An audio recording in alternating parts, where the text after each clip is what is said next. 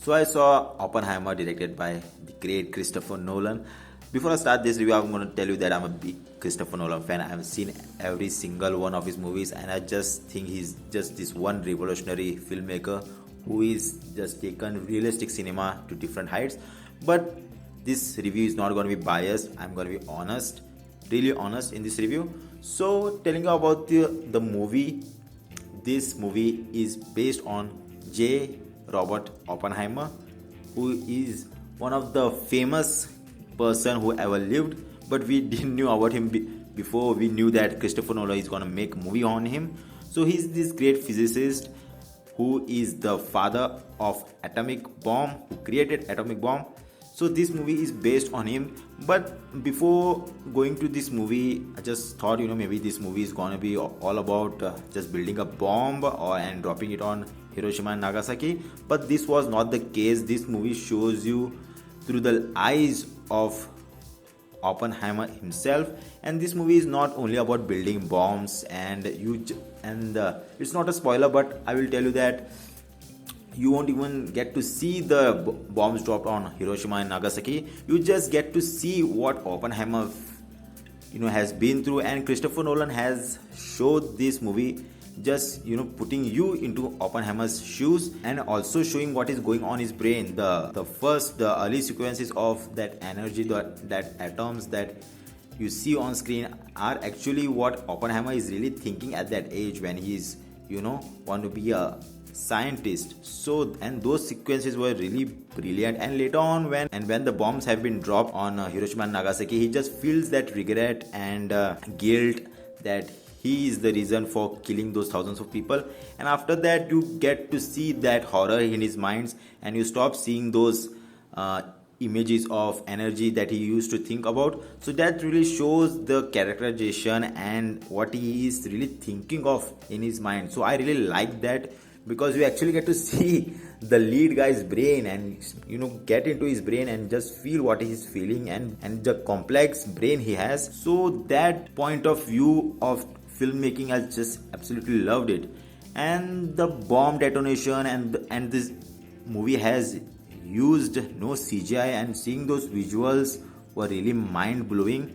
Absolutely loved it. I just can't even believe how they even managed to do it. But it's Christopher Nolan. He will absolutely do it on camera without using any CGI. So, and the bomb detonation you get to see in the end of the first half.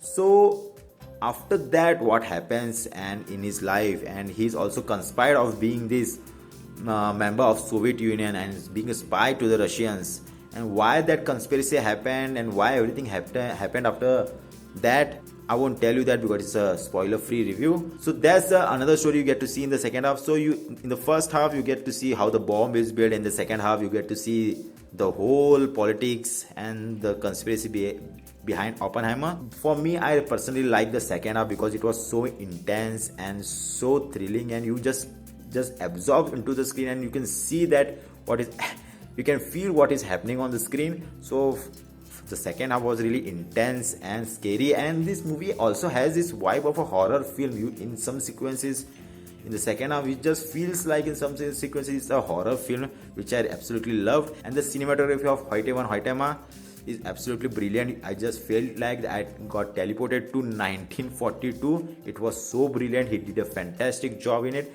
And Ludwig Göransson, who composed the score for this movie, is just brilliant. He worked with Nolan in Tenet, and he's working with him again in this film. So absolutely loved his score, and just the score even just teleports you into that world. The sequence and the visuals are so mind-boggling, but the score just makes you teleport into that world, which is brilliant. I really love the intense and scary score of this movie. And talking about the cast, I think it has this dynamic and A-lister stars in this movie, and definitely Cillian Murphy as Oppenheimer nailed the role. He was just absolutely taking you on this ride of being Oppenheimer and telling you his life story. So Cillian Murphy, just hats off to him.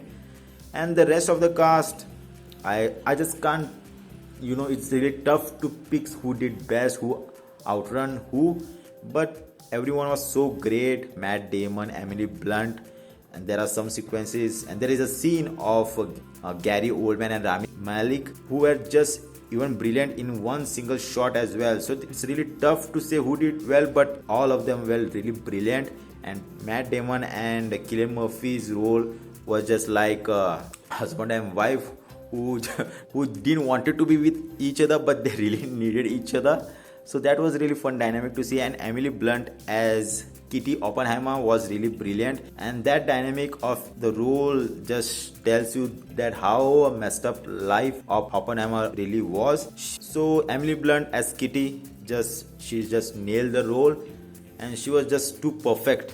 She just looked too perfect in this role.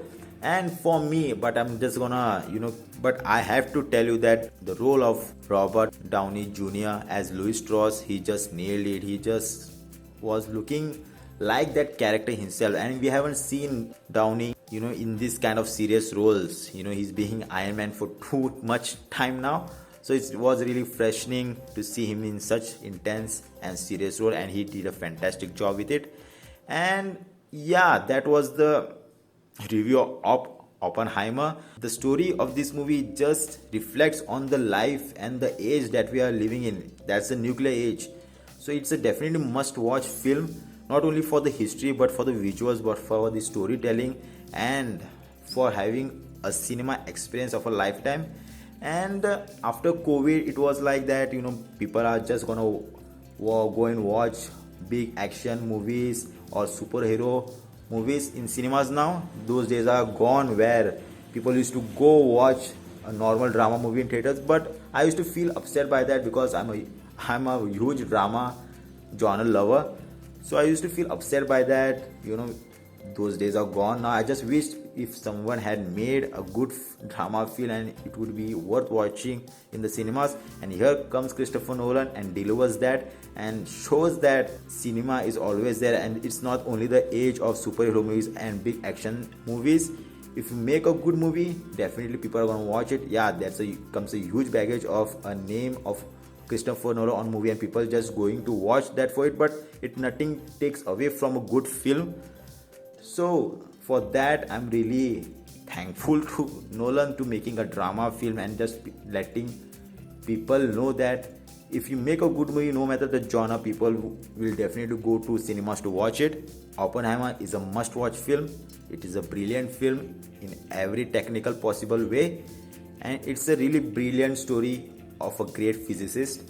And the ending of the movie will definitely make you think, and will definitely give you goosebumps. So that was my review of Oppenheimer. If you want more movie reviews like this, hit the subscribe button and hit the thumbs up button as well. Thank you so much for watching. Bye bye. Take care.